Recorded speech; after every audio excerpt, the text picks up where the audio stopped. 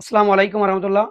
প্রিয় ভিউয়ার্স, আজকে আমরা টপিক নিয়েছি মিনিং অফ কাপা, কাপার মিনিং এবং কাপার ব্যাখ্যা।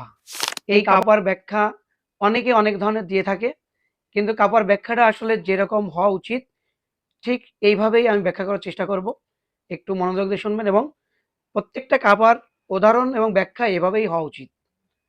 এই কাপা, CAPA, কাপা, তার মানে কাপার মিনিং হচ্ছে corrective action and preventive action. এই corrective action and preventive action ঠিক যেভাবে হওয়া উচিত যদি সঠিকভাবে না হয়, তাহলে কাউকে ক্যাব দিলে বা কোনো মেল দিলে এটা অ্যাকসেপ্ট হয় না। এই জন্য আমাদের কাপড় সম্পর্কে সঠিক ধারণা থাকতে হবে। আশা করি আমার এই ব্যাখ্যার মাধ্যমে আপনারা ক্লিয়ার হবেন। কারেক্টিভ অ্যাকশন একটি বিষয়, প্রিভেন্টিভ অ্যাকশন একটি বিষয়, ইমিডিয়েট অ্যাকশন আরেকটি বিষয়। তো আমাদের জানতে হবে প্রত্যেকটা ভাগ ভাগ করে। তো প্রথমে যদি আমি কাপার ব্যাখ্যা করতে চাই, প্রথমে আসবে ইমিডিয়েট অ্যাকশন। যদি আমি এক্সাম্পল দিই, আমার লাইনে একটি প্রবলেম দেখা দিল, সেটা হচ্ছে স্কিপ স্টিচ। আমার আউটপুটে অনেকগুলো গার্মেন্ট চলে আসছে স্কিপ স্টিচ, এখন আউটপুটে ধরা খেলো। আউটপুটে ধরা খাওয়ার পরে আমি যখনই আউটপুটে স্কিপ স্টিচটা পেলাম, তখনই আমাকে পিছনে যতগুলো ওই মেশিন পর্যন্ত যতগুলো প্রসেস বা মেশিন রয়েছে, যে মেশিন থেকে স্কিপ হয়েছে তার সামনে, তার থেকে শুরু এবং আমার কোয়ালিটি চেক টেবিল পর্যন্ত যতগুলো মেশিন প্রসেস রয়েছে, এগুলো শর্ট আউট করতে হবে। এগুলো শর্ট আউট করে ফেলতে হবে। এটা হচ্ছে ইমিডিয়েট অ্যাকশন। শর্ট আউট আমি করে ফেললাম, ওই মেশিন পর্যন্ত যখন শর্ট আউট করে ফেললাম, আমার একদিকে চলে গেল ভালো, আরেকদিকে আসলো স্কিপ স্টিচ। এই স্কিপ স্টিচটা আমি এক জায়গা করে কোয়ারেন্টাইন করে ফেললাম। এটা হচ্ছে আমার ইমিডিয়েট অ্যাকশন। তাহলে ইমিডিয়েট অ্যাকশন গেল।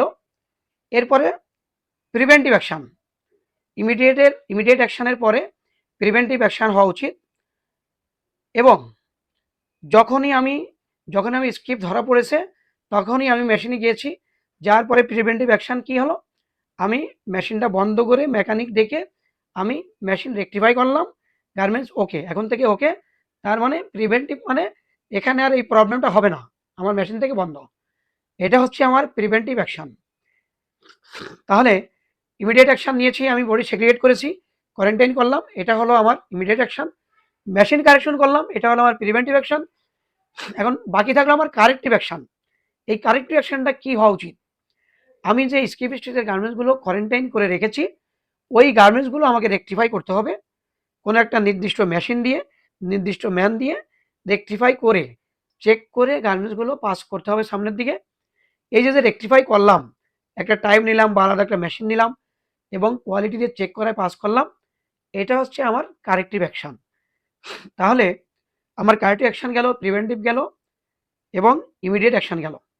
এইভাবে আমার প্রত্যেকটা বিষয় কাপাটা এরকমই হওয়া উচিত, যে কারেক্টিভ অ্যাকশনটা ভাগে থাকবে, প্রিভেন্টিভ একটা, ইমিডিয়েট একটা। তো এখানে স্কিপ থেকে সারানো হয়েছে, সারাই কম্পিউটারের সামনে চেক করে দেওয়া হয়েছে, এটা কারেক্টিভ। মেশিন বন্ধ করে রেকটিফাই করা হয়েছে, মেশিন ওকে করা হলো, এটা হচ্ছে প্রিভেন্টিভ। এবং ইমিডিয়েট অ্যাকশন প্রথমেই আমি সেগ্রিগেট করে ফেলছি, এটা হচ্ছে আমার ইমিডিয়েট অ্যাকশন। এই ছিল আজকের কাপার মিনিং। আশা করছি আপনারা বুঝতে পারছেন ক্লিয়ার।